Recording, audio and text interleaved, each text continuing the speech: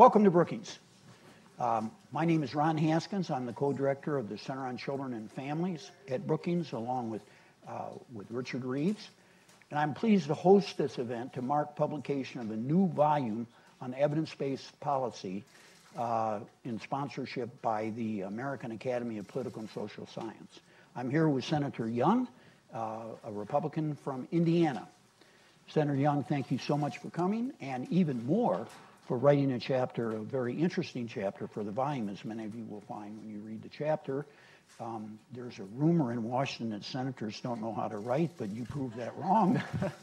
So it's I think you'll find it a fascinating chapter with a lot of stuff about Edison in there. I think it's pretty clear Edison believed in evidence. He did. Yeah, that's right. Yeah, you make that very clear.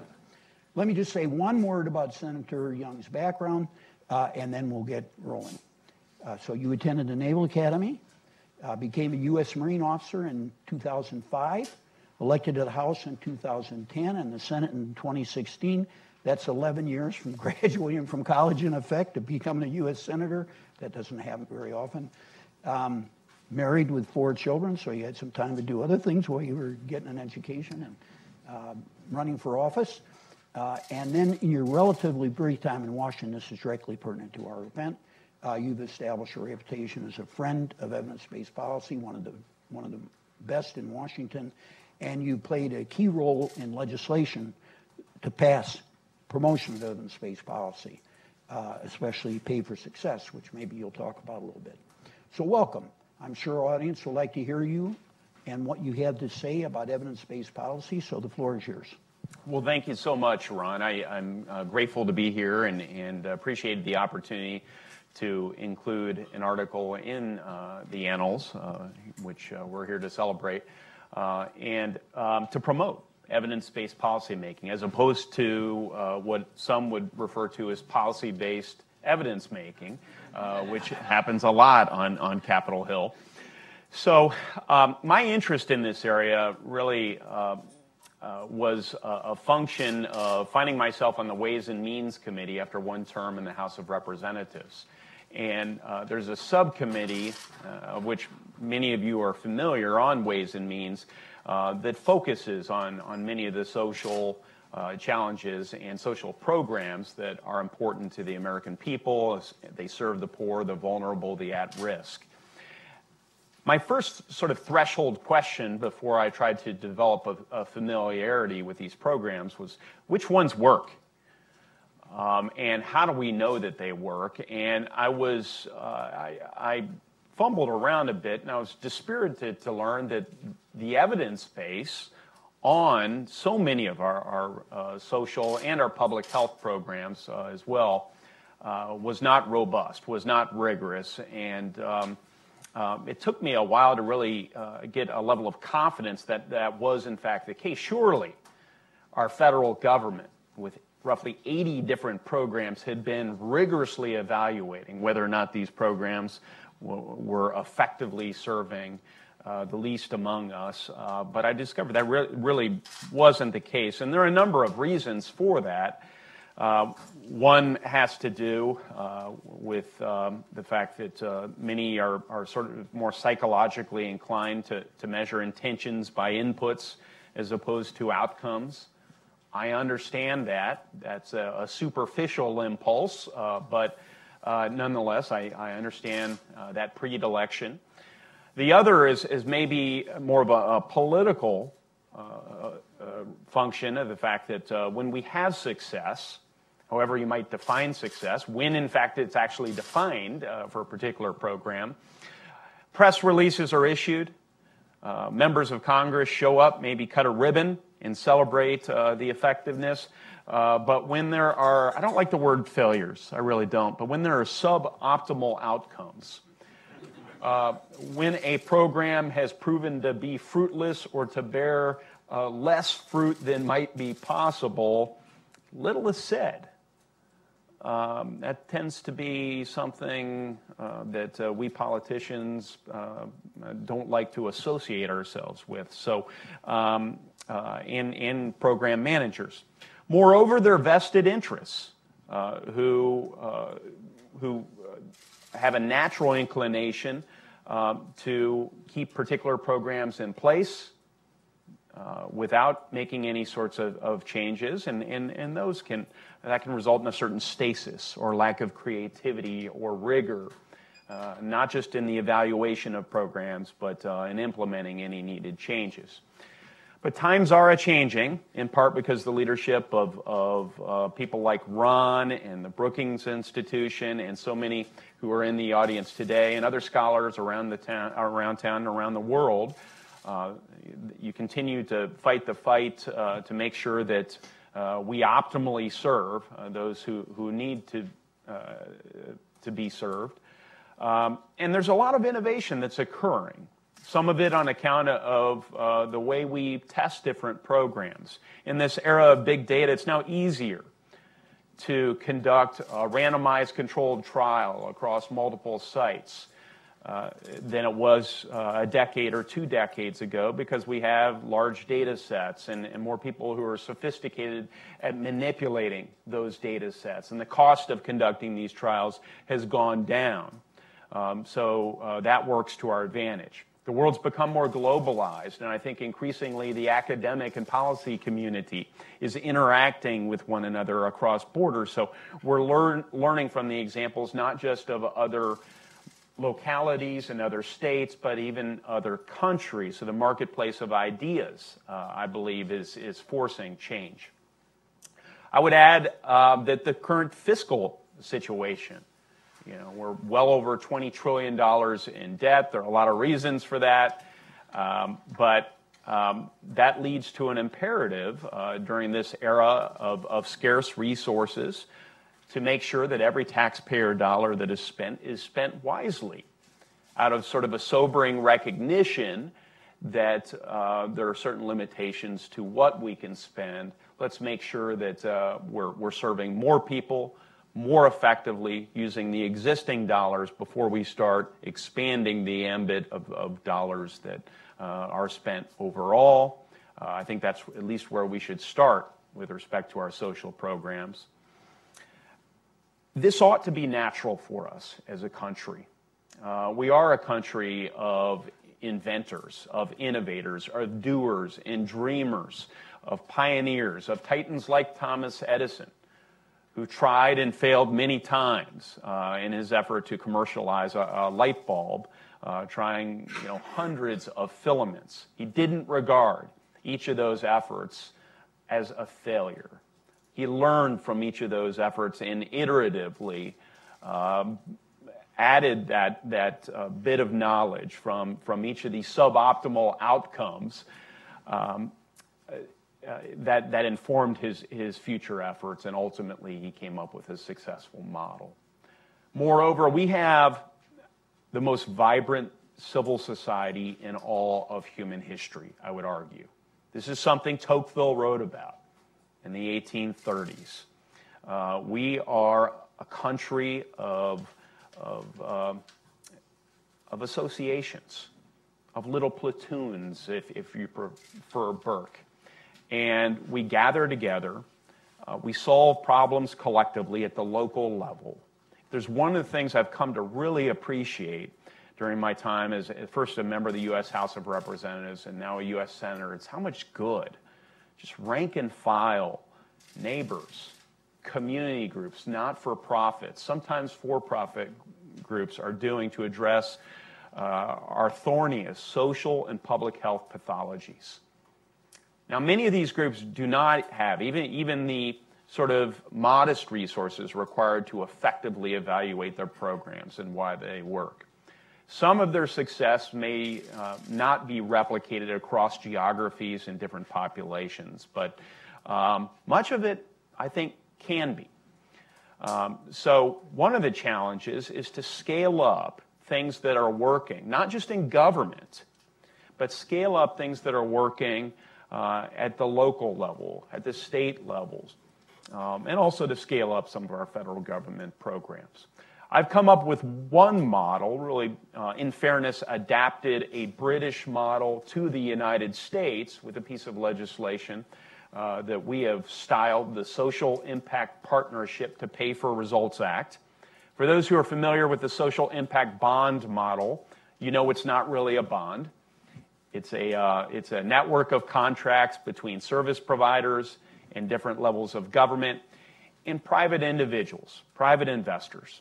And the idea is to bring private capital into solving our most pressing social and public health challenges, scale up those things that we know work. One example would be the NurseFamily Partnership. Any of you are familiar with the NurseFamily Partnership. You take a social worker, you take a public health worker, you dispatch them into low-income areas. They visit with expectant mothers to make sure those mothers are prepared to lead a healthy lifestyle and make sure that that child is born without complication. And then the social worker will remain periodically visiting the mother and child during that child's infancy. Look, the educational outcomes are markedly improved through an implementation of the NurseFamily Partnership with Fidelity across populations, across geographies. We know this. The evidence is so strong. The public health improvements are enormous. We save Medicaid dollars. We save special education dollars. So the idea here is to avoid the human cost of suboptimal interventions, to avoid having to put a child into a special education program, to avoid the health complications that result from not properly caring for one's infant. And oh, by the way, to avoid those expenditures as well. If we can come up with some level of specificity under this social impact partnership model of how much money might be saved for serving a given population through effective implementation of the NurseFamily Partnership, we can invite in private capital, whether it's through institutional investors or foundations or high net worth individuals, to scale up something like the NurseFamily Partnership, and only if results are achieved, only if we improve lives, are those investors paid back out of future government savings. Taxpayers win. The recipients win. The recipients of these services. We all win.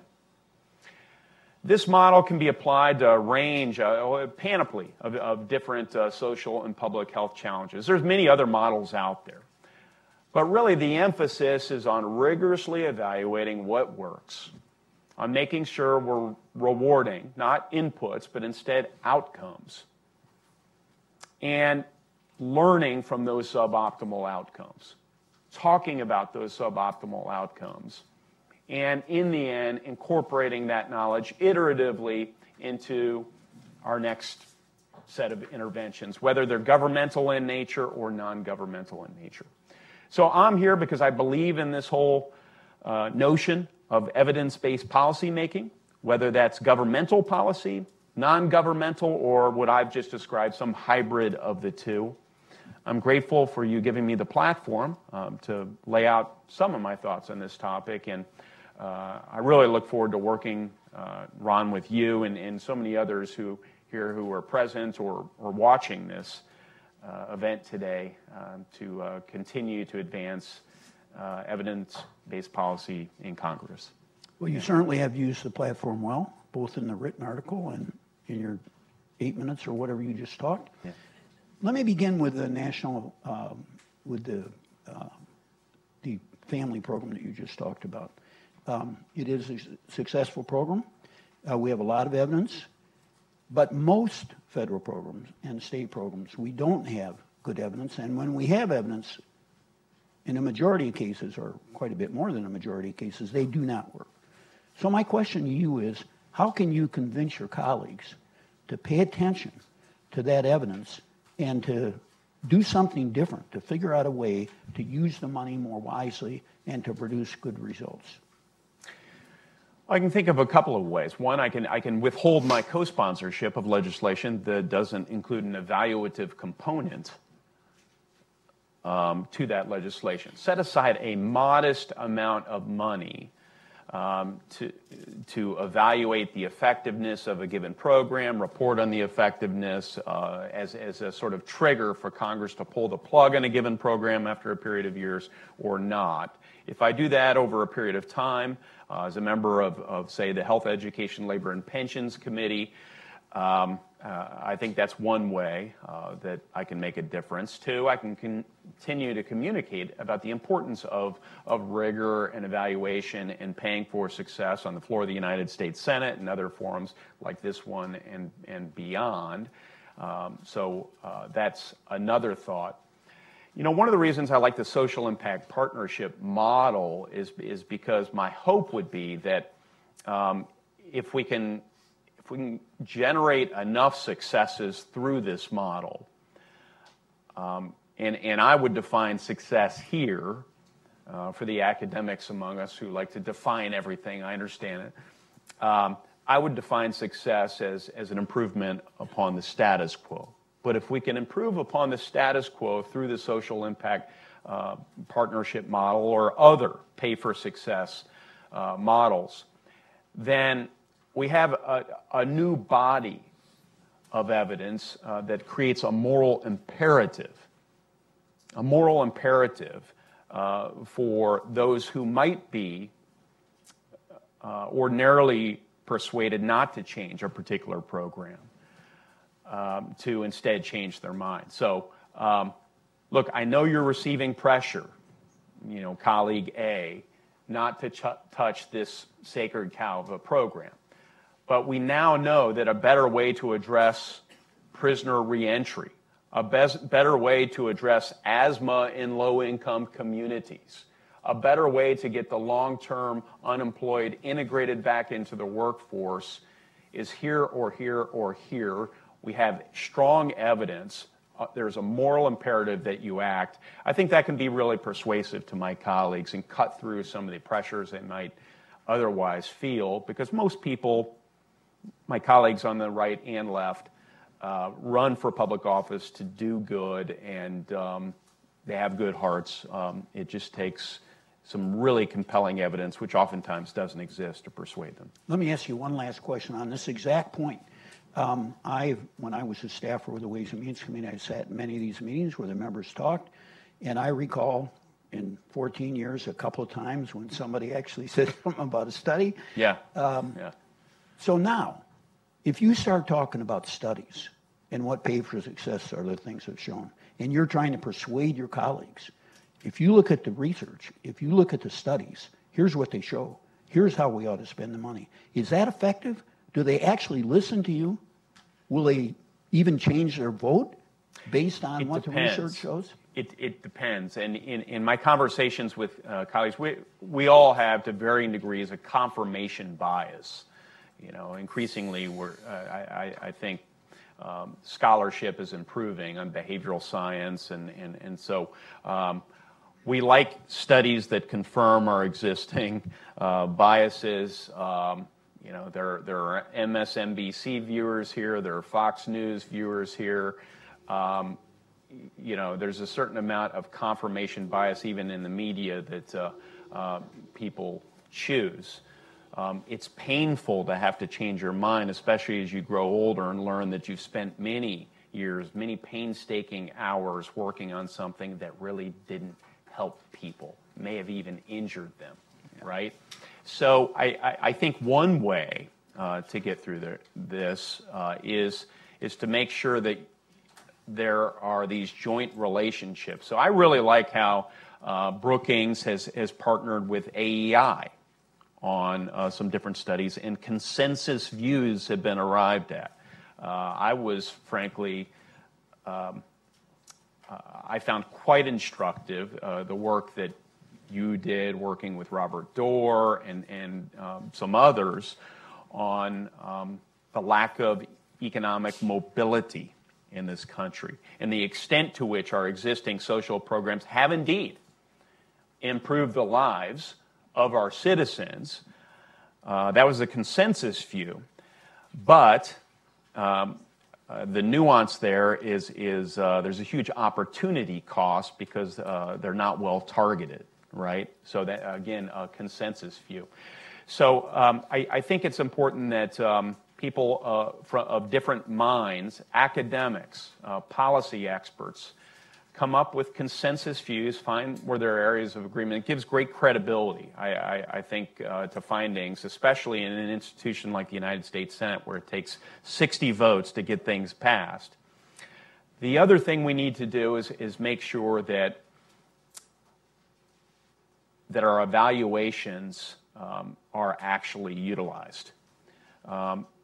There are a lot of studies out there that are forgotten about, so we have to come up with a way to maybe cut off the funding if the evaluation determines that a particular program is not effective. We need to get in the habit, and again, I request that colleagues sunset their legislation oftentimes before it receives my co-sponsorship. I sunset my own legislation, including the social impact partnership legislation, because I want to make sure that that model works, and that creates sort of a moment at which it's a forcing action for Congress to act. And so those are some of my thoughts, and I would welcome others to share with me, if not today, then in the future, other ideas about how we might get more of my colleagues, who are well-intentioned, thoughtful people, with few exceptions, to focus on the evidence, just as the private sector so frequently does. They test, they beta test, then they go big. We here in Washington go big early way too often, and I think that's a mistake. Yeah. I am getting signals from your staff. Yeah. Implicitly that I'm threatening speaking too me long? that if you that if you don't leave within 30 seconds, you're never coming to Brookings again. So okay. Thank you so much, yeah, Senator. thanks for having me. I really Great appreciate to be it. Here. Thanks, Ron. Yeah. I'll see you soon. All right, I'm sorry, audience. I didn't realize it was going to end this quickly. I was going to hope to have at least one question from the audience. As you could see, the senator was late. He was on a very tight schedule, so things started off squeezed, which often happens. Now we have a film. You can't squeeze the film because it's already filmed, and we're going to show it up here on the screen. It stars Senator Carper and Andrea Kane sitting right there in the fourth row, and I ask them questions, and that's all I do. So when that's over, I'll come back up here and we'll continue the event. Thank you.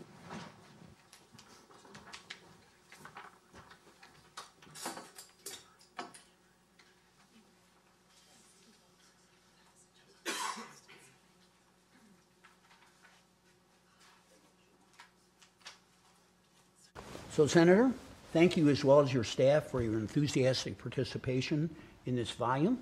The chapter you, Andrea, and Andrea Sawhill wrote on pregnancy prevention was a terrific contribution to the volume. Andrea, from the influential Power to Decide organization, formerly the Campaign to Prevent Unplanned Pregnancy, is also with us today and will participate in the discussion. I'm going to give you the shortest introduction ever given to a U.S. Senator. Why? Because of our limitation of time. Okay. Yeah. So you served in the U.S. military for 23 years, including 3 tours in Vietnam as a naval flight officer. You were elected 3 times to serve as Delaware State Treasurer, 5 times to serve in the House of Representatives, twice as governor, and you're now in your 3rd term as a Delaware Senator. Well, I determined that if I added up all the years, that you must have been in public service since shortly after the administration of George Washington. Approximately correct? From the 3rd grade. Yeah. All right, Senator, let's begin with this. As someone who has spent many years in public service, how have you relied on data and evidence to guide your decision making? One of my core values has been find out what works and do more of that. That's it. Find out what works and do more of that. How do you find out what works? And if you don't have the data, if you don't have the information, you don't find out what works and document that, then how do we know? What I do is just that. I work with the General Accountability Office. I work with Inspector Generals. I work with OMB. Our Committee on Homeland Security and Governmental Affairs, we rely on the data. And when I was governor, I got to be chairman of the National Governors Association, and after that, to lead the NGA's Center for Best Practices. And we always were stealing ideas from one another, but also looking to find out what works in a wide range of areas. Did you notice an increase in a number of high-quality studies that actually tested ideas for solving social problems? No, here lately, I have not noticed so much focus on actually using good data and good information. There's a lot of fake news and fake numbers as well. Yeah. But if we're going to actually make progress, we got to find the data, drill down on it, and make sure we know what works. Okay, in your many years of experience in the House and Senate, have you seen an increase, not just yourself, but in your colleagues in the House and the Senate, in their use of data, and especially in evidence-based policy? It's a mixed bag. In some cases, you have great example, Patty Murray, wonderful senator, Democrat from Washington, and the Speaker of the House, and of them working together in a way that provides a good example for the rest of us. In other cases, we have people just saying whatever they think or whatever they want people to think. So it's a mixed bag. So what opportunities do you see to stimulate greater use of evidence? One of the purposes of the evidence-based movement is to encourage people, especially elected officials, to look for better data, to finance better data. Do you see that that's a realistic possibility? Would you support that? Do you think your colleagues would? We had a hearing just this morning in the Committee on Homeland Security and Governmental Affairs with really focus on governmental affairs.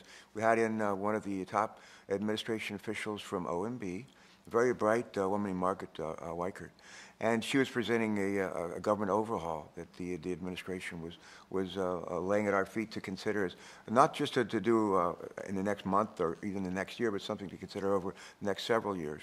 And one of the things that we talked about is the need to not just say, well, who thinks this might work, but to actually understand what's working in the states. Yeah. And one of the great examples, I like to say that states are laboratories of democracy. If we're going to try something big, why don't we, rather than just starting government-wide at the federal level, why don't we find out what's worked, whether it's in Delaware or Minnesota or Wyoming or some other state. Yeah. When I first met you, we were working on welfare reform. Yes, we were. Yeah, and you may remember, let's not tell when that was, but... It was recently. Recently.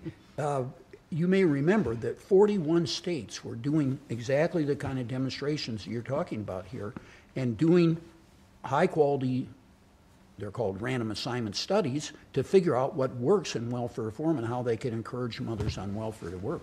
So it's kind of an old story, but then it died down and we haven't had nearly as much of it lately. So if the government could encourage it more, I think we'd be in very good shape, so I'm glad. We recently debated in the Senate agriculture policy. Every 5 years or so we do a big farm bill. Yeah. And a big piece of the farm bill, as you know, is nutrition. Yeah. And includes what used to be the SNAP program, which used to be food stamps. But we focused a lot in the welfare reform, and we wanted welfare to pay more than work. We wanted people to be better off when they worked. And one of the nice things when we drill down on in the Senate on the Farm Bill on nutrition and the SNAP program, we actually look at what was working for people to work. We don't want to take away. We want to provide disincentives for people to work. But that was actually very encouraging, and it's something that's happening in real time this year. Unfortunately, it often happens that they don't work well, so then you got to figure out new ways to do it so you can actually make them work, which we hope is the role of the Congress. So Andrea, let me bring you into this. What can we learn from the example of teen pregnancy and more generally women of all ages, pregnancy reduction, from the chapter that you wrote with a senator? Well, I think one of the things we've learned is exactly what Senator Carper just talked about, which is that states are following the evidence to reduce unplanned pregnancy and improve outcomes for children and families. There is very encouraging evidence coming out of a number of states, Colorado being the first, then also St. Louis, the St. Louis area, and Iowa, about when you reduce barriers to contraception for women and make sure that there's a level playing field so they can pick the most effective contraception based on the evidence, we see really positive outcomes. And governors and other policymakers have seized on that evidence across party lines. We've seen this kind of thing happening now in red states, blue states, purple states, and it's spreading. So I think there is hope that when there is good evidence out there, people do try to follow it. It gets shared through different dissemination channels. Just one example, the now governor of Virginia read about the research from Colorado that showed that their teen birth rate had gone down by half after they implemented a new program to increase access to contraception, and said we should do that in Virginia. He's now governor, and after a couple of attempts, that's now just passed. So we do see these kinds of things spreading, which I think is very encouraging. You might just mention great things are going on in Delaware as well. Now, our immediate past governor, Jack Markell, wonderful guy, who was also chairman of the National Governors Association. But we've had a high teen pregnancy rate in Delaware for too long. We focused on, when I was governor, we focused on how do we strengthen the basic building block of our society, families. And it really started and put together a multi-departmental task force for 7 years, or 8 years actually, as governor, that focused on how do we strengthen families. And it started with reducing the incidence of unplanned, unwanted pregnancies. We brought in a whole bunch of kids from high schools all over the state, 2 from every public high school, male, female, and from all walks of life, to say, this is what we think would work to reduce the incidence of teen pregnancy. A wonderful woman named Marion Wright Edelman once said these, and I'll paraphrase what she said. She said, when a 16-year-old girl becomes pregnant, drops out of school, does not marry the father of her child, and does not go back into school, there's an 80% likelihood that they'll live in poverty. Yep. That same 16-year-old girl does not get pregnant, does not drop out of school, waits till 21 to have a child, marries the father of her child, there's an 8% likelihood that they will live in poverty. 80% on the one hand, 8% on the other hand. That, I've never forgotten that number. Whenever I speak in high schools to assemblies, I ask the kids, high school kids, I say, how many of you want to live in poverty? And you know, it's usually a jokester somewhere that'll always raise their hand and say, oh, I like to live in poverty. Nobody, and all the times, dozens of times I've done this, no one has ever raised a hand one time. Nobody wants to live in poverty. And one of the great predictors of families that are going to live in poverty is what I just explained. Yeah. Absolutely. And the data are very clear on that. A part of this story that you go into, and it's very interesting and well put in your article, is about Larks, long-acting reversible contraception. I think we ought to tell just a little bit of that story because it's so fascinating and it has tremendous potential. Absolutely. So Larks, long-acting reversible contraceptives. Not a new idea. It's not a new idea, although it's now spreading because we have more data and evidence. It was a good idea a long time ago that had a very bad development in it. And we finally fixed it, but I think we still have lived with the legacy of that tragedy. Absolutely. So for those who may not know, LARC include intrauterine devices, or IUDs, or implants that actually go in the arm, and they are highly effective. All the scientific research has shown that they're about 20 times more effective than other methods of birth control. Like 99% effective? Exactly, about 99% Pretty good. effective. Compared to what? Depending on other methods of contraception, 60, 80, 85%. Why they're so effective is that once they are in place, a woman doesn't have to do anything, so they're sort of foolproof. You don't have to remember to take a pill. You don't have to hope that somebody's going to have a condom that works. That's exactly none of that right. stuff. That's exactly right. They're not right for everybody, but what we want to do, and what these states and others are doing now, is making sure people know how effective they are, how safe they are, how easy to use they are, so that women who want to use them can. And what we've seen in places like Delaware is that when you reduce barriers and make them available to everybody, many women are choosing them. So again, it's having the science and the evidence drive policy and practice. We still have a long way to go. There's still a lot of barriers. And I think one of the things that's really challenging right now is, while we have this forward momentum in places like Delaware and Colorado and other places, there's also some real threats to those policies. There are few areas in social policy where we're making as much progress as we are against teen pregnancy prevention. How did you first get interested? I know you've been involved for a long time. All the way back when you were governor. Really, when I ran for governor, I was a congressman, ran for governor. Mike Castle was our governor. He was running for Congress. We were trading places, like the movie Trading Places. He won, he became congressman. I won, I became governor. But before we were sworn into our new offices, we were at a dinner together in Wilmington, and the big dinner, a lot of people there. And the fellow who was the MC introduced both of us to speak, and he raised this question. He said, if in your new job, Congressman, Governor, Congressman, soon to be Congressman Castle, soon to be Governor Carper, if you could have a magic wand to start on your new responsibilities, what would you choose?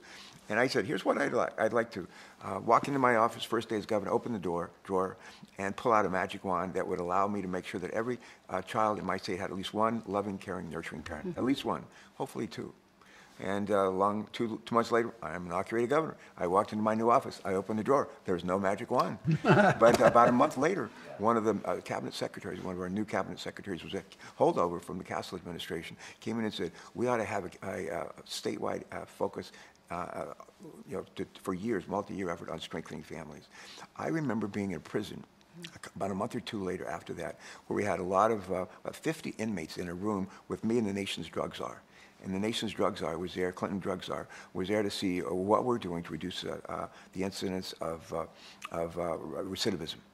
And we had like 50 mostly young inmates. And I remember asking these inmates to say, tell the drug czar and me, how did you get here? What happened in your life to get here? Well, they were like 18, 19, 20, 25. And one after the other started with this. I was born when my mom was young. I never knew my dad. I started kindergarten behind. I couldn't read or write. Many other kids in my class could. I mean, and for me, I said, bingo. This idea of a family services cabinet council where we focus on starting on teen pregnancy, we should do that. And we should do it for 8 years, and we did. It was the single best thing we did. And what's dramatic is that since then, the teen birth rates in Delaware and around the country have gone down by well over 50%. And so it really is remarkable. the incidence of abortion, which is one of the things we don't focus on. One of the best ways to reduce the demand for abortions is to do a much better job on contraceptives. And the top of the line on contraceptives is IUDs and Larks. So, Senator, thank you so much, not just for this interview, but for the great article that you wrote with Andrea and with Belle Sawhill of Brookings. And of course, as you know, we're going to show it at tomorrow's event where we're going to release the journal, and we'll have thousands of people crowding the Brookings Auditorium to thousands. Are they thinking of moving it to RFK or Nat Stadium or RFK's too old? Probably so. I think the opening sentence in your article for the chapter shows what I believe most people who are interested in evidence-based policy would want policy makers to say. And here's exactly what you say. A growing number of policymakers and program leaders at the federal, state, and community level are committed to using unbiased evidence to guide them in solving tough social problems. I know that you've done that throughout your career, and we can only hope that more policymakers will do the same thing. From your lips to God's ears. Yeah, great. Thank you so much. Thank you.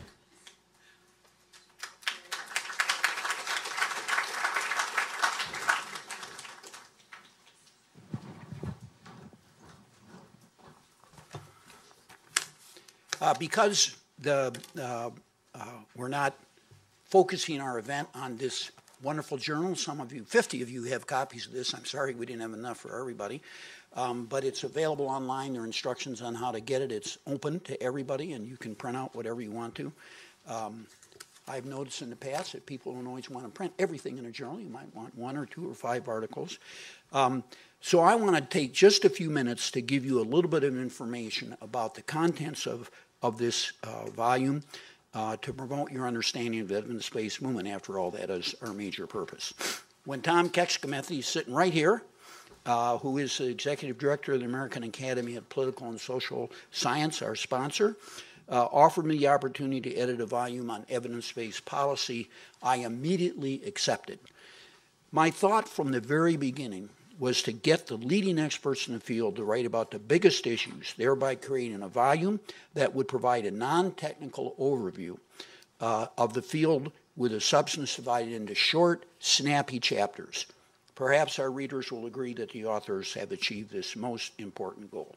There are 17 chapters in the volume. I cannot do more than hint at the scope and precision and competence with which they were written. The introduction, written by me at excessive length, aims to give readers an overview of the entire volume and hence the major parts of the evidence-based movement in one single place. John Barron of the Arnold Foundation provides a fascinating history of the development of evidence-based research and policy, going back to the amazing work of Richard Dole, a British epidemiologist, who declared in the 1930s that medical schools were a joke because few, if any, of the treatments on offer had been systematically tested, so it was evidence-based from the beginning. Barron proceeds to bring the story all the way up to the influential research on welfare and employment policy in the 1980s and 1990s that had a major impact on policy. As Larry Orr, who's out there somewhere, of Johns Hopkins reminds us, randomized control trials are the foundation of evidence-based policy. They are the major tool we use to identify social programs that actually produce impacts. So far, we have found, perhaps to our surprise, that few programs are successful. But it does not require great optimism to think that we're moving in the right direction and that we are constantly developing more successful programs. Stay tuned. We're moving in the right direction.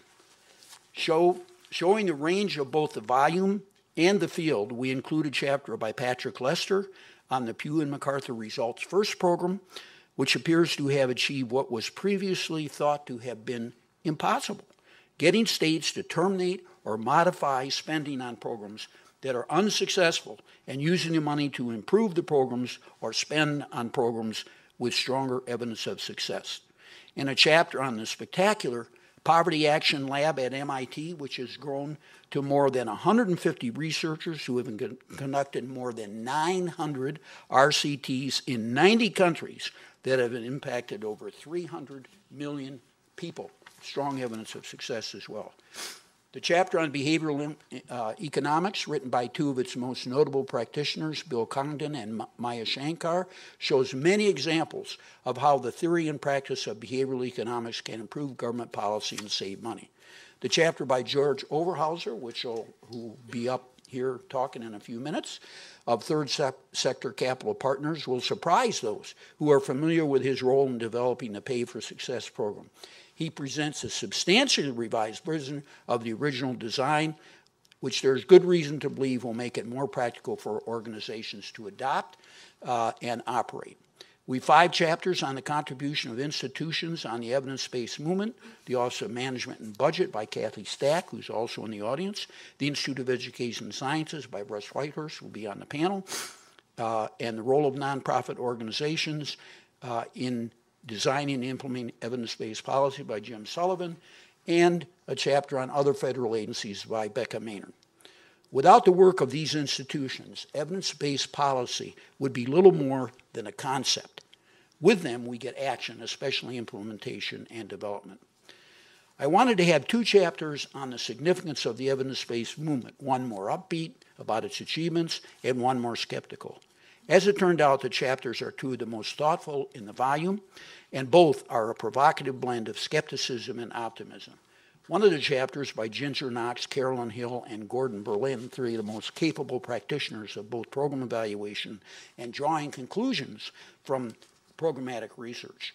They address the Achilles heel of the evidence-based movement, namely program replication. Perhaps none of you will be surprised to discover that if it's difficult and relatively rare to find a program that actually produces impacts, how much more difficult must it be to find a program that produces positive impacts in many settings and with many groups of children or adults. Yet Knox, Hill, and Berlin have what looks to me like a possible solution to the replication conundrum.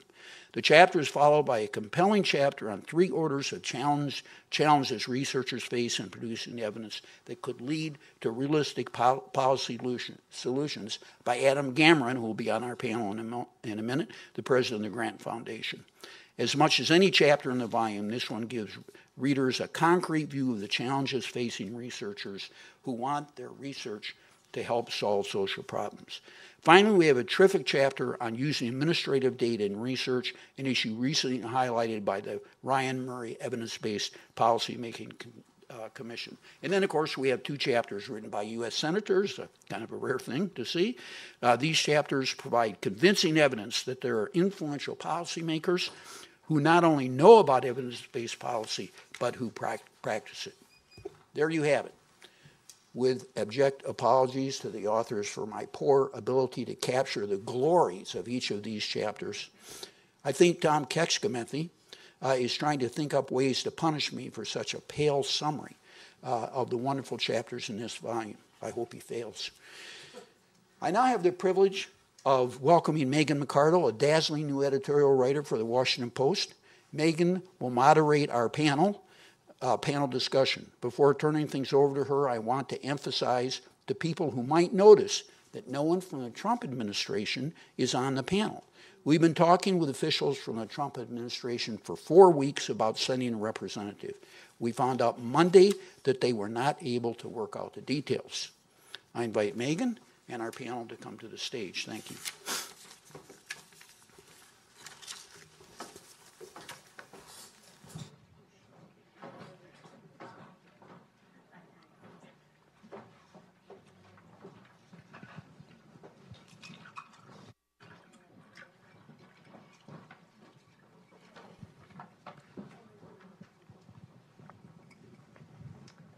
Well, thank you for coming and staying to hear our great panel. We have Adam Gammeren, who just told me how to pronounce his last name, who is the president of the William T. Grant Foundation, George Overholzer, who is president and founder of Third Sector Capital Partners, and Grover J. Russ Whitehurst, who is a senior fellow in economic studies at the Center on Children and Families, Brookings, and then there's me. So everyone has they're going to do brief presentations on their papers, and then we're going to have a little chat, and hopefully we'll have at least a few minutes for questions from the audience at the end. So I'm just going to suggest that we go this way in order. So Mr. Whitehurst. Well, welcome everybody, and thanks, Ron, for inviting me to be part of this and to contribute to the volume. I was torn between talking about the paper I wrote for the volume, which is about the agency in the federal government of which I was the founding director of the Institute of Education Sciences. Torn between that and talking about the evidence in the Trump administration. I'm going to do probably a feeble job of getting those two things together in one way or another. Broadly, I think there's an arc of human history that bends towards increasing rationality and use of evidence, and that can be reflected in some periods of progress and some periods of retreat. But I think we move forward, and the reason for that I think is not so much an inherent or innate progressive movement of history, but rather the use of evidence increasingly allows a more receptive audience for evidence. So I was reading in the Post or the Times, I don't remember which, I'm sorry for that, a piece yesterday about loss aversion. If it was good, I'm sure it was in the Post. I'm sure it was.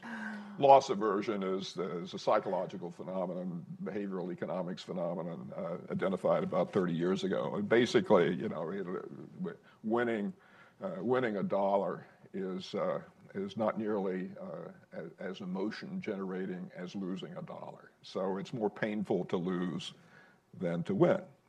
And so as we know that, and as people are struggling to create policy, and that policy involves taking something away from someone and giving them something else, it's almost impossible not to use that knowledge as a way of rolling out the policy for political and other reasons to make it more successful.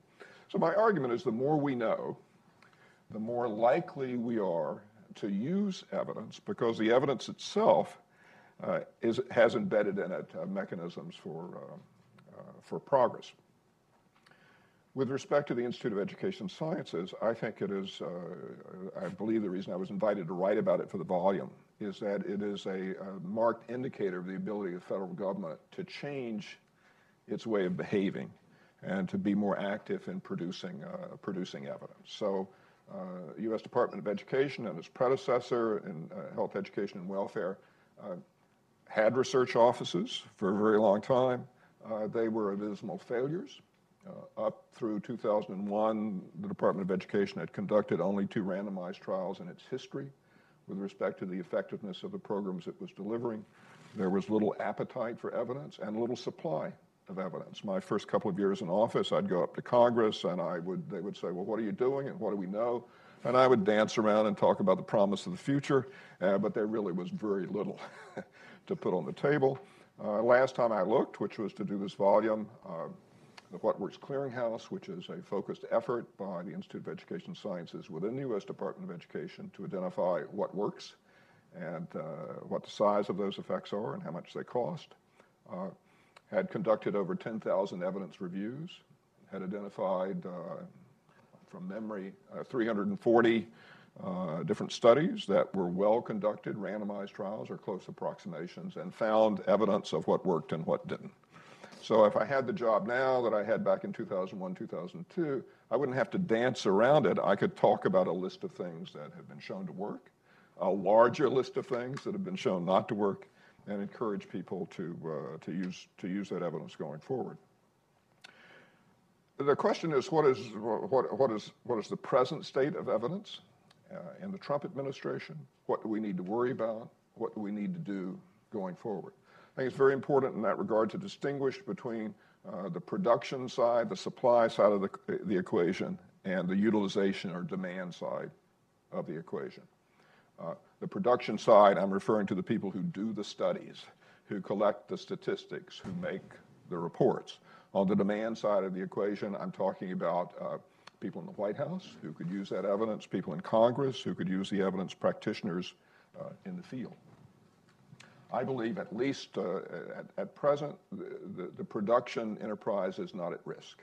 Congress continues to fund the offices that do research evaluation and publish statistics. Those offices are doing their work. They're publishing the reports. I see no evidence, at least in the part of that world I'm familiar with, of any undue or inappropriate political influence in the process. So as long as Congress continues to fund that activity, the offices will continue to do their work. On the demand side of the equation, as we've heard in some of the comments in the earlier material today, I think there's a tremendous amount of hunger at the state level and sometimes at the local level for evidence that's actually relevant to what those entities are trying to do and that helps them do it more effectively. So I think that the natural supply line, the place where the audience is greatest, and I don't see it diminishing for the federal knowledge production effort, is at the state and local level. And again, I see that as healthy. I don't see much demand in the executive branch for evidence. In previous administrations, George W. Bush administration, in which I served, and in the Obama administration, which I followed carefully, O&B was very powerful in advancing the evidence movement. There were key staff, career staff there, as well as politicals interested in this activity that moved the ball forward. I don't see that happening now. I don't see the people there who are doing this. Maybe I'm wrong. I hope so. I think there's less interest at the executive branch level, at the cabinet level, in using evidence than there used to be, and that's not good. On the other hand, administrations come and go, and it's very important, I think, just to keep the train moving forward. And I think there will be greater appeals in the future, a greater audience appeal for what the evidence movement within federal government is doing. I think Congress has a critical role to play going forward, and that's why I was very encouraged by the two interviews you did this morning. Not only must they continue to fund the activity, but they must pay careful attention to the conditions in which that activity can be carried out well. And that certainly includes protecting the entities in the executive branch that collect, evaluate, produce statistics, protecting them from undue influence. The Institute of Education Sciences has a model piece of founding legislation. In doing that, it operates independent of the U.S. Department of Education in its publications and priority setting. And I think it's very important for Congress to extend that kind of independence to other, particularly evaluation shops in the federal government that are under intense political pressure when they show something, when they find that something doesn't work, to which strong political commitments have been made by the administration. And so they need to be protected from the natural tendency of cabinet secretaries and other people to be very disappointed with an office that's off message. It's also, I think, important, and maybe pay for success as part of this, to have contingencies in place so that there are ways to reward those who use evidence. In business, there's a very clear bottom line, and people's salaries are often connected with how well they conduct an activity whose success can be measured by that bottom line. We often can't agree in the social and behavioral and education areas what the bottom line is. There are many. The effects we get are effects on average. How well does Head Start work on average all across the country? That can't be fed down to rewards for particular program operators.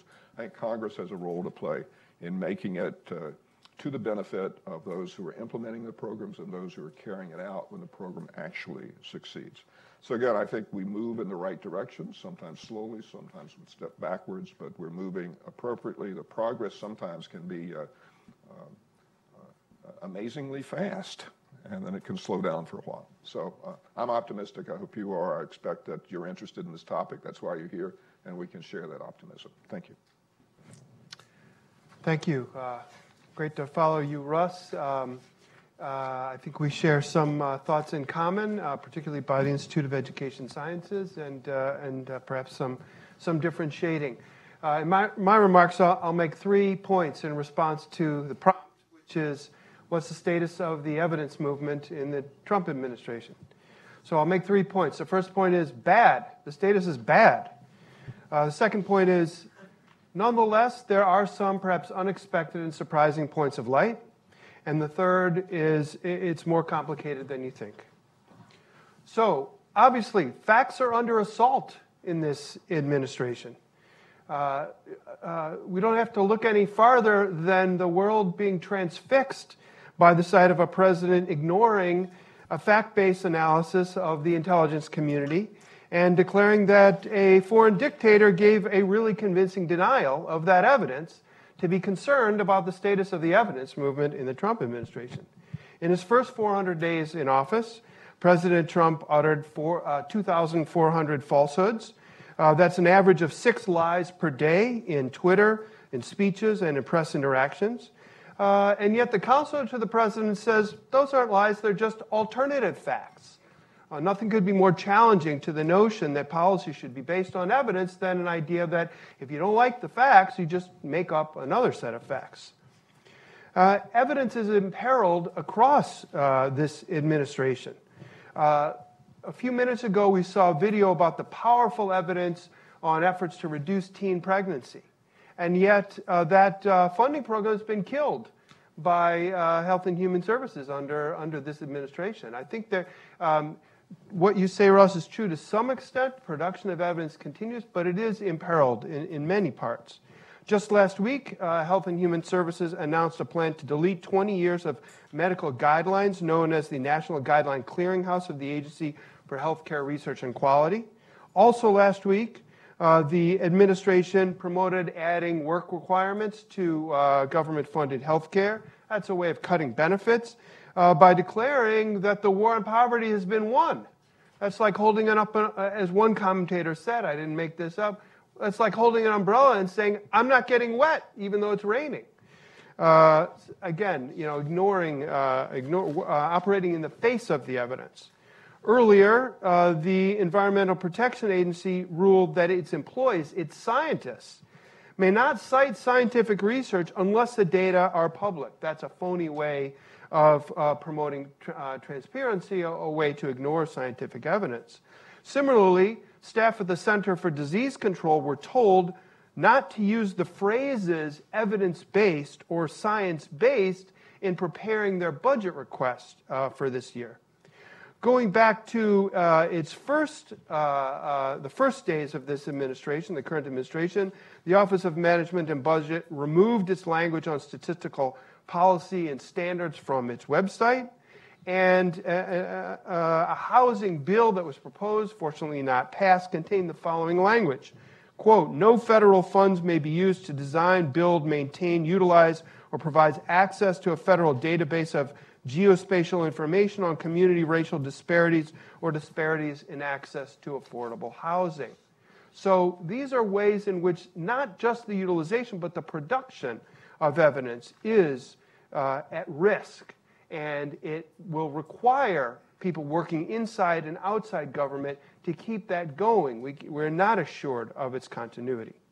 Now, with that said, it's important to recognize sparks of light in dark times. Notably, these examples are cases of carryover across administrations from the George W. Bush administration to the Obama administration and continuing on today. I'm sure there are more, but I'll give 3 very quick examples. The president's fiscal year 19 budget proposal, which was not taken seriously, dismissed out of hand. And so you probably missed the important chapter 6, which is building and using evidence to improve government effectiveness. This is a very strong chapter. It carries over and even elaborates insights developed in budget proposals in the Obama administration. It trumpeted the recommendations of the Commission on Evidence-Based Policymaking, which Ron Haskins co-chaired. It offered concrete strategies to strengthen the production and use of evidence for smarter policy decisions, and some of these proposals may actually happen, and that is President Trump's budget proposal. One key recommendation was to strengthen interagency coordination, and my second example is an interagency coordinating group on using evidence in government. This is an active group of staff involved in the research side of government who are continually grappling with the challenges of producing credible evidence and then getting it utilized by the policy divisions within their agencies. So that is an ongoing effort. And my third example, some federal agencies at least are promoting the production of high-quality evidence for decision-making. The one I know the best is the U.S. Department of Education. Both the political and the professional appointments are strong in this department, particularly the Institute of Education Sciences, the research arm of the U.S. Department of Education, which Russ founded and is now led by one of your former appointees, and I think inspires confidence that in this agency, at least, the production of credible evidence will continue. So even in the worst of times, there is some carry-through. Will it be enough? Only with continued vigilance and efforts, I think. Third point, it's complicated. In my article in the ANNALS volume, I explained that there are 3 challenges to evidence-based policymaking. The first is producing credible evidence. We've made a lot of progress. I identify some challenges. Replication is one of them, but we've made a lot of progress in this area. But the second challenge is getting evidence used, and that is the bottleneck today. Russ spoke about the supply side and the demand side. It's the demand side that continues to be problematic. We need a science of evidence use, something that the William T. Grant Foundation, which I lead, has been strongly promoting through our grant making. We need an infrastructure for evidence use, such as appeared in that OMB budget proposal. And we need partnerships inside and outside government between those who produce evidence and those who use evidence. Now, even if we could produce credible evidence and it gets used by decision makers, we still have a third challenge, and that is that social problems have deep structural roots. And so when we identify, for example, teen pregnancy programs that work, so we cut the rate of teen pregnancy in half, we still have inequality and economic insecurity in our society. We still have multiple problems. It's not attacking one problem at a time. So programs that respond to problems, even if they are effective and if they're implemented widely, do not get at the structural foundations of the deep-seated problems of inequality and economic insecurity in our society. And in my chapter, which I encourage you to read, I lay this out in more detail. For the evidence movement to get back on track and truly make progress, we need attention to all 3 of these challenges. And final, last but not least. Amen, brother. So I'm going to bring more of a practitioner's point of view. I came to this world actually from a business career. I was on the founding team of Capital One, and which was right in Virginia, actually across the river many years ago. And our whole approach was to embrace evidence and to conduct randomized controlled trials. We did thousands and thousands and thousands of very, very high quality randomized controlled trials and use that to drive the innovation process for our credit card company, which started as a little credit card company. We kind of inherited the credit card division. We had about 250 people. And 7 years later, we had 20,000 people and had been the #1 growth company in the New York Stock Exchange during a 3-year period, all because of our embrace of evidence in a world where the competitive backdrop was a kind of a one-size-fits-all set of products that had not been based on evidence. And what an experience it was to build a highly decentralized culture of testing and to watch that in action. And one of the first things that we learned was the wisdom at the top was completely debunked by the evidence that pervaded the rest of the system. We no longer tried to drive innovation from the top. We instead learned to trust what was bubbling up from the bottom. The other thing that we learned was it prompted us to make posters. We put up posters all around the company of pictures of melting ice cream cones. And it said, "It melts like ice cream." Now, why did we do this? We did this because we found that even when we had the perfect replication of a breakthrough innovation that had been tested and shown to be highly successful, it would not continue to work over time. And that's because in the world of human beings, it's not like physics. In physics, you learn that hydrogen and oxygen make water, and it stays true. But for social programs, even if they're social programs having to do with credit cards, they stop working, and they melt away over time. So when I eventually left Capital One, I moved to the nonprofit sector and have been working in the nonprofit sector for the last 15 years. Third Sector Capital Partners is a nonprofit, and our mission is to accelerate Americans' transition to a performance-driven social sector. And in many ways, our strategy is to echo the work that I had seen work so well in Capital One. And that is to build feedback loops within the procurement offices of social services around the country. So we currently have 50 people on staff. We're growing rapidly. And we're using predominantly a pay-for-success type of a model. And the idea is to in dozens and dozens of different contracting operations to change the way contracting happens such that providers are no longer asked to follow the recipes that were handed to them by government, but instead are being rewarded for changing the recipes, but only if those recipes bring about better results for their communities. Now, there's a subtle difference between this approach and much of the evidence-based movement overall that I think is worth spending a moment on. In general, the way that I saw government as I first showed up using evidence was what you might call a scale what works idea, or a codification and scale type of an idea. Let's find something that works, and if it works great, we'll write it into law, and then we'll say anyone who follows that recipe will get funding, which is a very exciting thing that you can do if you have a recipe that truly works and that endures over time. Unfortunately, though, these recipes melt like ice cream, and so that approach, the generalizability of RCT findings, if you will, the generalizability of these insights often doesn't work. Just because it works at one place or in one setting doesn't mean it will continue to work over time and it will work everywhere.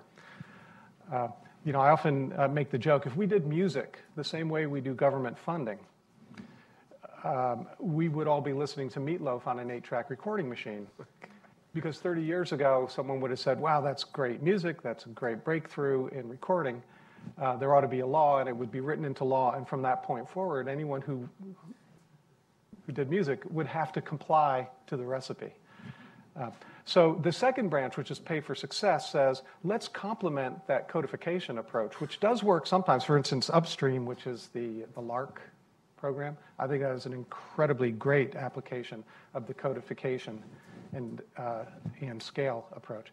But the other branch, which is pay for success, says, let's decentralize and put, in a sense, the metaphor is our firm, we're taking this body politic, which is very numb, and we're microsurgeons that are adding little nerve endings all over the place. so that the outcomes associated with contracts are sensitive to whether or not those contracts give rise to better results for communities. And that's more of a bottom-up approach. It's not about codifying what works. It's more about rewarding innovation.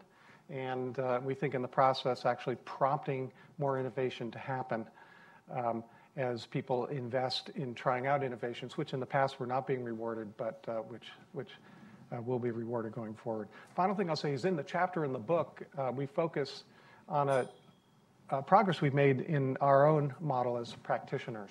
When we first started, it's exceedingly difficult to find government spending streams that were permitted to make contingent payments.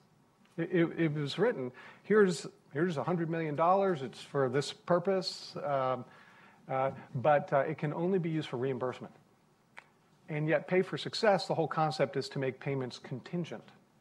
It must be used within the year, whereas for pay success, we were saying, well, let's look further out and have multi-year type of arrangements and look at the longer term outcomes. And so we were so thwarted by that we had to raise private money instead. And that really, the fundraising was the hard part. We would spend years, literally years, putting together one contract for one provider. That's changed a lot. In our most recent project, for instance, involves $1 billion in the state of Washington, where we are working on contracts that affect 30 providers at a time, and that don't require us to raise external funding. And without going into the details, it has to do more than anything with changes in the permissible use rules of various spending streams that have made it so that instead of having to raise new money, we can take existing money and do contractual contingent contracting.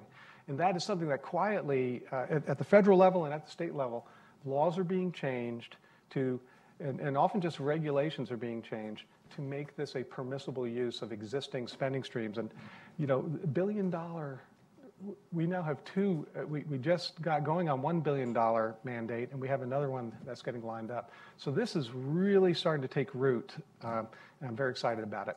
So I better stop there. Okay, well, the name of this event to me is it's a little bit funny when I think about it, right? Like evidence-based policy. I mean, what's the alternative? Evidence-free policymaking? But in fact, we seem to do a lot of that, right?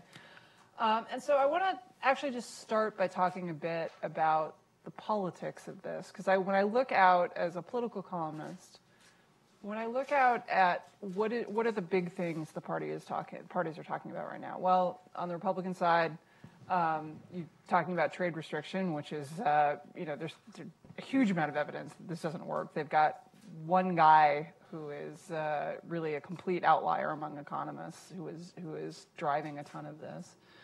And you've got immigration restriction. I think that's more arguable. The evidence on what the effects of immigration is not what Trump says it is. On the other hand, we're only measuring one very small effect on wages. We're not really measuring cultural effects, proximity effects, et cetera, right?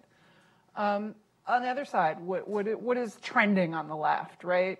Universal basic income had some interesting evidence for it in Kenya. That evidence just blew up, and it now seems like the universal basic income didn't do anything. It increased wealth, but did not produce any improvement in any other outcomes, and seems to have made their neighbors so much worse off that, in fact, the net effect of this policy is negative. I've heard nothing about that from the left. Right? I'm still hearing about the Kenya study. I am not hearing about what happened on the early childhood education. Right? This is all over every Democrat who wants to talk. Oh, we're going to do early childhood education. And with all due respect to James Heckman, who is a very, very smart man, most of the evidence for this is based on 4 studies that were done now 30, 40 years ago. Had tiny numbers of people in them, and seem to have had some deep methodological flaws that Heckman says he's correcting for. So, I will ask Mr. What is the total population of students in those studies that we're talking about? It's hundreds, right? Low hundreds. Well, 65 for Heckman's favorite Right. study, and 120 for the Abercedarian. Right. study. So we're talking about something that worked with 200 people, and I believe one of them was in the segregated South, which is a very different environment. I mean, you're talking about people who didn't have plumbing and running water.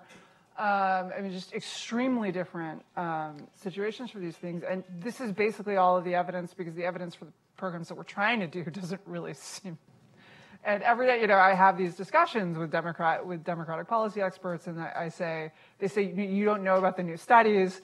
You're completely wrong. And then I look at the studies, and I say, you're actually convincing me that you aren't very good at reading studies, not that this is. And so, I guess the question I have here, but then there is a contrast: mass incarceration, where there is at least a movement to do serious stuff with serious evidence, led by NYU now. But it seems to me that in general, when I look at these questions, that evidence-based policymaking doesn't work where you have deep ideological commitments, right? Is that at that point, it's like, well, okay, so maybe this doesn't work. And you get instead into what, the philosopher Robert Nozick used to joke about normative sociology, which is the study of what the causes of things ought to be. And I think that we're now getting into normative policymaking, which is the study of what the solutions of things ought to be, rather than what the solutions are. Is there a way around this? How do we get evidence-based policymaking into the biggest questions and the hardest questions? And I think that is something that you see in the Trump administration, but I think it's also something you saw in the Obama administration. And how do we move beyond that and get these things up to the places where they matter most? Since I've just trashed early childhood education, and I'm probably going to be facing a pitchfork-laden mob on my way out the door, I will ask Mr. Whitehurst to start. Well, I mean, I think one of the solutions is to think small. The more there is a strong political and cultural commitment to what is the right thing to do, the more difficult it is to bring evidence to bear. And that's why I think across administrations, as presidents campaign on what they're going to do. And if they win, candidates campaign on what they're going to do. If they win, there's a checklist of making sure that there's delivery. It's extremely hard to change that in the first couple of years of an administration when they are doing the policies that they said they were going to do. But the going small, the going local with the current model of pay for success gives a chance for evidence to work where it makes a difference and where there's less attached to it politically, where the stakes are lower for those who can make decisions. And I think that's the sweet spot in terms of moving forward. And eventually, you hope that'll bubble up to the point that there's some embarrassment for people who say, at a high level, we're going to do this, and it's clear that the evidence on that doesn't work. To plug myself for a moment, I published a piece last week on whether state pre-K is actually affecting achievement in elementary school, and so if you're interested in this sidebar, I invite you to go have a look. I saw some nods and. Well, I do think going small helps and going frequent helps. I sometimes joke and say what we have now is a fund what once worked system. And it's a fund what someone thought once worked system. And you'll see 30-year latency. We just talked about Abercedarian. When was that? 45 years ago? I don't know how long ago. The Abercedarian data was Perry preschool. But the other trick is, I think, not only to be highly decentralized, because what works in one place doesn't necessarily work in the other, but it's because it melts like ice cream, everything's changing all the time. What you need to do is to increase the cadence of when things are undone. So let me ask you about that, though.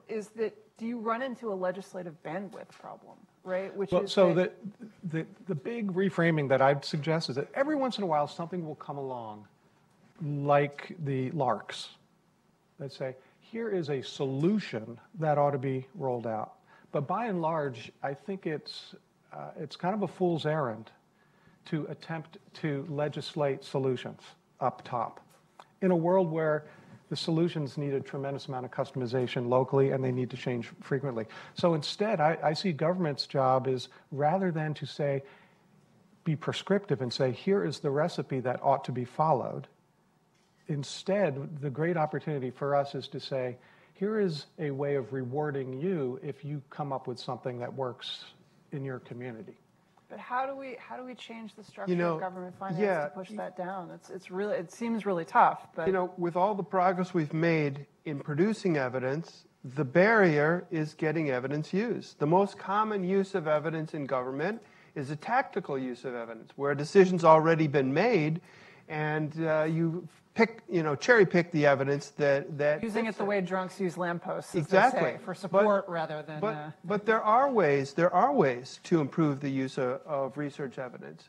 It's about developing relationships between producers and consumers of evidence, so that the questions investigated are ones where the decision maker has a stake in what the answer is. We funded a researcher at Penn State named Max Crowley. He's developing a randomized trial of an intervention that brings researchers and congressional staff together. The researchers are randomized to whether they work with the staff or not, and the congressional staff are randomized to whether they get the intensive relationship or a lighter touch.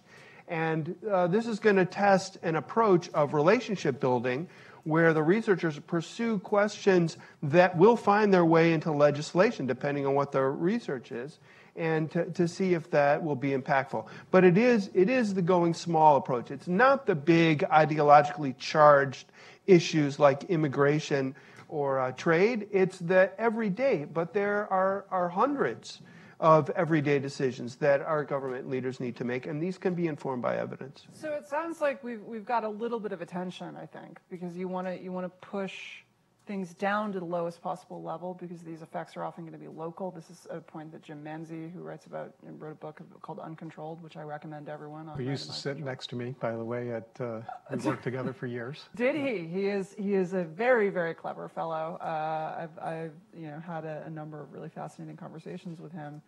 But he argues that, when you do an RCT, he does them now for, in commercial settings. He says, you do an RCT on whether people like strawberry or raspberry jam. You're not proving like strawberry jam or raspberry jam is better. You're proving that like on this Saturday when I did a 4-hour test, this was the one that people liked, and you have to do them over and over and over again. And so it may always just be informed by local conditions, right? In the South they like Duke's flour, in the North they like gold medal. So what I just confused mayonnaise and flour. You did. I noticed Duke's mayonnaise, being from the South. White lily flour in the South. So you want to push that down as far as possible, but when you want expert evidence, right, there's going to be a benefit to centralization of that. So how do you resolve that tension? So maybe I can give an example. We have to be careful to say expert evidence too often is the expertise says, if you do this, then will happen, as opposed to, here's what happened.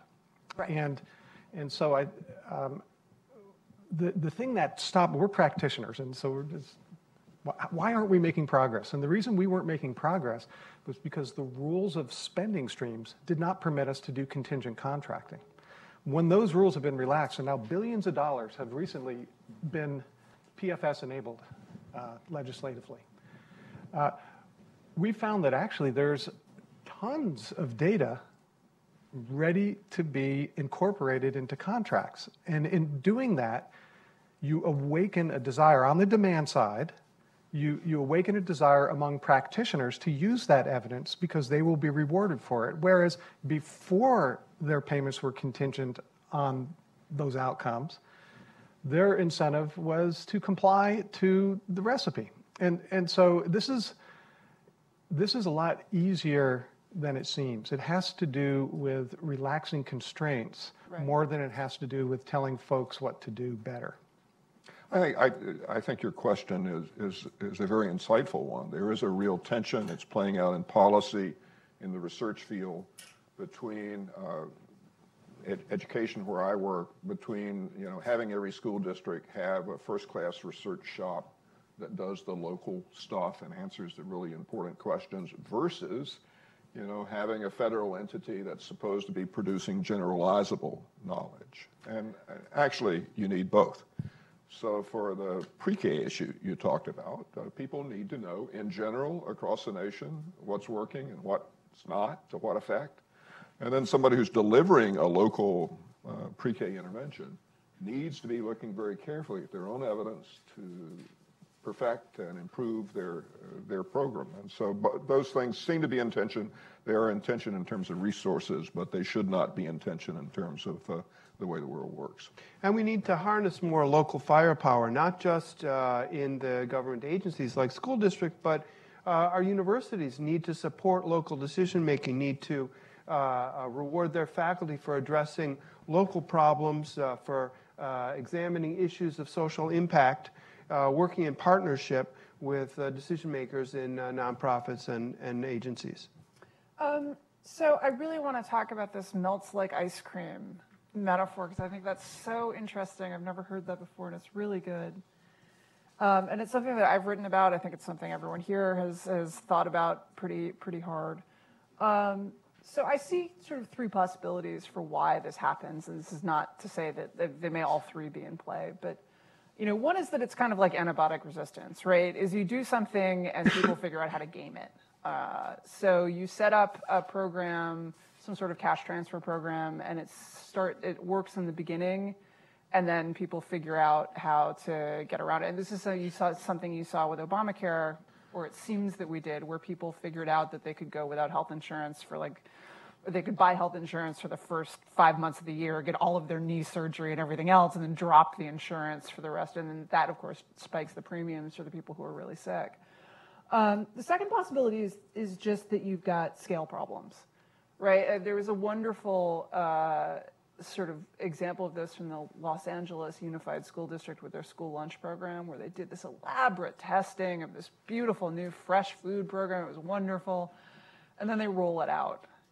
And it turns out that there's a real difference between having a crack team of highly dedicated people who are making this beautiful food to put out for people to sample, and then what actually happens in the cafeteria lunchroom. And then in the cafeteria lunchroom, there's these salads and the lettuce is kind of wilted, and people complain, and they're like, well, it's not unhealthy for you. It just looks brown and disgusting, so eat it. And the kids didn't eat it, and they bought a bunch of Cheetos, and then you actually had the opposite of the result you were intending. And the third one is just the statistical anomalies, right? Is that you take a program that's got 65 kids in it. If you run 20 of those programs and and look for statistical significance at the 95% confident, you're going to get one just on average. One of those programs is just going to be a random outlier result. And if you have publication bias, and if you're going to basically publish that one, the other 19 studies that didn't find anything don't get published, and you think, wow, this works great, and let's go do it, and then you try to scale it up, and it doesn't work. So there's a fourth, Oh, which okay. which may overlap what your framework, but which you mentioned Jim Manzi. This is the language that Jim Manzi uses, and it's becoming much more prevalent. I happen to be married to the dean of computer science at Northeastern, who's a machine learning expert, so I've learned a fair amount from her. But it's called causal density. Yes. So if you're in a world where there are many things that can cause a change in behavior, that runs head on with the way we do science, because science is a hold all else equal type of a concept. And the problem, this melts like ice cream thing, we had perfect science. We had no confirmation, no bias. We had n equals 100,000 every time, so we had absolutely pristine RCT science. We had perfect replication because it really had to do with, maybe the color of the ink on the letter we sent was slightly different, but we had absolutely full fidelity to the model. And we had perfectly algorithmic approaches of who the letters were sent to. It was all based on computers and data that was highly stable. And yet it stopped working. So the reason it stopped working was because conditions in the marketplace changed. And there were many conditions that were causal to people's behavior that we could not control that changed. And I would argue that that's why most RCTs all the reasons you said are correct. There's a lot of reasons why things you learn that worked are not generalizable. But the fundamental reason is because the world changes so frequently. So unless you up the cadence and just, in essence, you're just funding what's working now and then changing it and doing the next and doing the next and kind of following things around, you're kind of doomed. And so writing a law that for 30 years says everyone do the same thing and do this, are we surprised when we look at the effectiveness of those programs? They're not very effective. And I understand that you, sir, have to go catch a plane. I do. Are you trying to get rid of me? No. I was given a note that said you need to catch a plane. So when. So whenever you have to leave, we will bid you a fond adieu. I mean, we should also add there's a fifth one, although I'm not sure it replicated, was this idea that when you study people, they change. So they did a study in a factory. They raised the lights to see how productive people got. Productivity went up. They lowered the level of lighting. It also went up. And it turns out that when people know they're being watched, they act differently than they do when they're. Other thoughts on this? What you know? Well, I mean, it's also the case that social science research, unlike work in physics, is about variance and averages. And so when you do a randomized trial and Group A does significantly better than Group B, if you look at the distribution of outcomes, they overlap quite substantially. And sometimes they overlap for reasons that are systematic. Certain types of people react well in condition A and they don't in condition B. That's just the nature of it. But it does make the replication and extension very difficult because the local experience is always the local experience. It's not the on average experience. It's how did the lunch, how did the wonderful lunch program work in this cafeteria? That's a great challenge to social science thinking because the people you want to be consuming the work are experiencing the message and they don't agree with it. It's working for my kid or the salad is delicious here. And we need them to think about what that means, to think about how to hedge bets, to allow individual variation in implementation and program characteristics to better match local needs and local realities. We're a long way from being there. And I will point out that the A-B comparisons done in business are trivially easy. The Capital One stuff is trivially easy. You can do it online. You can change the color of your lettering. You can get feedback pretty immediately. If you've set up the right infrastructure, it doesn't cost much.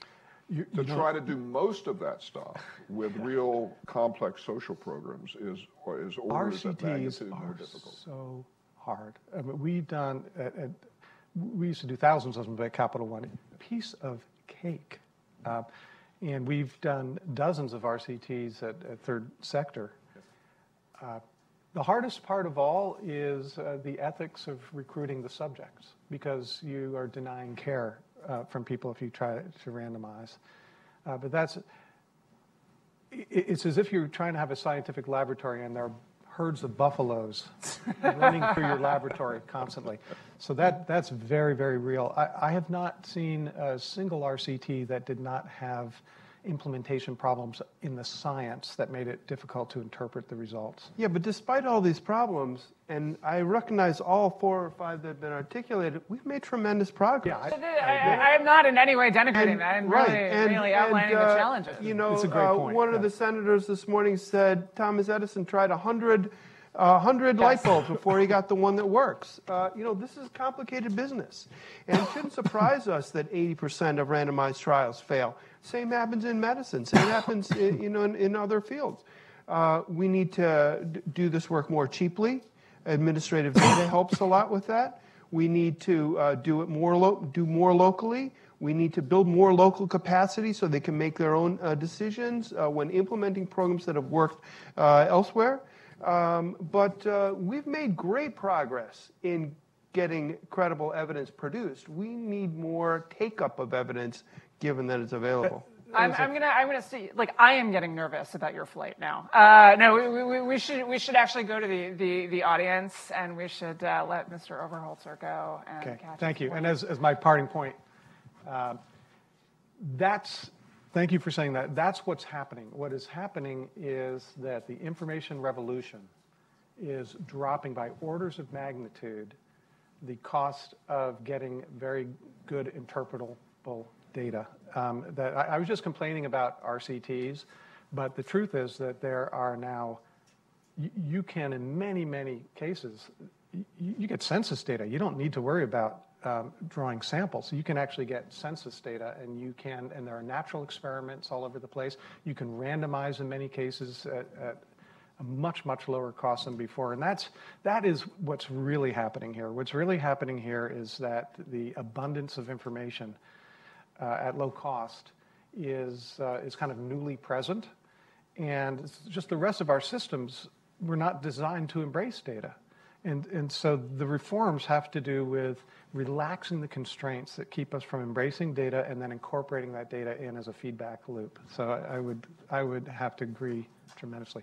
Thank you very much. Thank you all very much. Thank you, sir. And I think we have time for just a couple questions from the audience. So in the back, you ma'am, you who just turned it, yeah. Oh, that was great. And please state your name.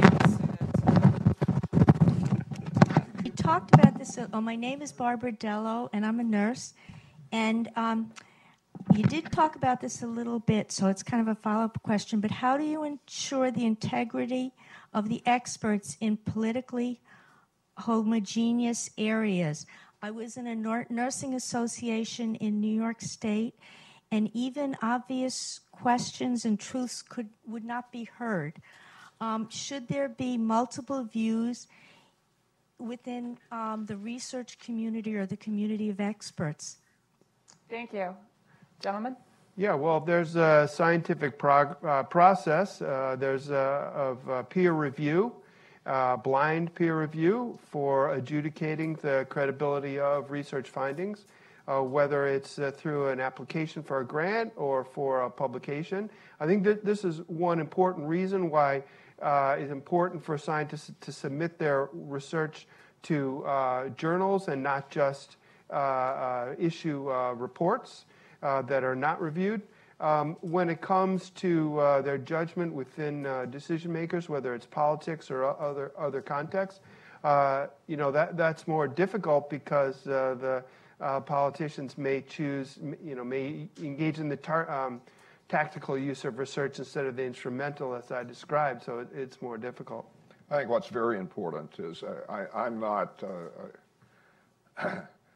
Peer review doesn't get us very far. The very strongest journals have inter-rater reliability of like 0.3. And there is some famous research done on published articles submitted again, which is to change the title and the author of a paper submitted 10 years ago. You put it back through the process and they're turned down. So peer review is weak. I think what's very important in terms of high stakes decision making is that there be entities that have rules for deciding the quality of evidence. And so it's not the consensus of 3 reviewers. It was some consensus about what the rules ought to be, and then you believe the research or not, or you question its quality based on those rules. And so we have that in some federal entities, not in others. We have those in nursing. The What Works Clearinghouse in the U.S. Department of Education was modeled on the Ontario Nursing Association's evidence guides. And so I think that's a critical thing that federal government can and should do and is in the business of doing. It does it for the FDA, for example, vetting the evidence and judging its quality and its relevance to the issues at hand. All right, I think we have time for one more, and I should take from this side of the room if anyone has a question, because I feel like I'm, no, okay, you ma'am. Hi, my name is Gabrielle Lewis. I'm from the St. Albans School of Public Service. So I think it's universally, we touched on this earlier, that corporations and the private sector does a good job of using evidence. How can the public sector work with the private sector through programs or whatnot to learn how to use evidence better and in a more effective way? Thank you. Gentlemen? Well, again, the private sector, where randomized trials and A/B trials are dominant, it is in industries where there's a very clear and agreed upon bottom line. In Jim Banzi's book, there's an anecdote that always sticks with me. It's a guy he's interviewing who's at a casino in Las Vegas. and the casino employee is saying there's 3 ways I can lose my job here. I can engage in sexual harassment, I can use drugs, or I can run an advertising campaign for this casino in Southern California that's not delivered as a randomized trial. And so the consequences go so directly to the bottom line that, everybody is motivated to do the work and to figure out what works and to increase at the margin earnings. It's much more difficult in the public in the public sector. So one of the challenges there is that if you want to know whether pre-K works, for what? You know, does it provide useful daycare for parents? Does it help kids during the year they're in preschool? Does it make them nicer people when they're adults? You know, there are 15 or 20 outcomes you can think about. And so the idea of doing so it's hard to agree on the outcome. Then it's much more difficult to do the intervention itself, because it involves politics, it involves convincing people. So I think there are things to be learned, but there are also some fundamental dissimilarities between business RCTs and social services RCTs that are just part of the reality that has to be dealt with. Yeah, I agree with everything you've just said, Russ. I would add that some of what we can learn are about the value of administrative data, the appropriateness of using data that's already being collected so we can learn, which is something we don't do very well on the public side, and about the importance of doing lots and lots of trials and lots of contexts so that we learn not just what works on average, but what works for whom and under what circumstances. I think there's a great David Cutler, the Harvard healthcare economist, once said to me that you know, the things where the outcomes are most dependent on the people who you put into the system, or healthcare and education, and that's where the outcomes are hardest to measure. And it's probably not a coincidence that that's where costs are growing in the most out of control fashion, because we can't measure the outputs, so we just keep cramming the inputs into the funnel and hope something comes out. I want to thank our 2 great remaining panelists, and also our absent panelist, for a terrific and provocative discussion. And I want to thank the audience for being good questioners and for listening with such alacrity to what our panelists were saying.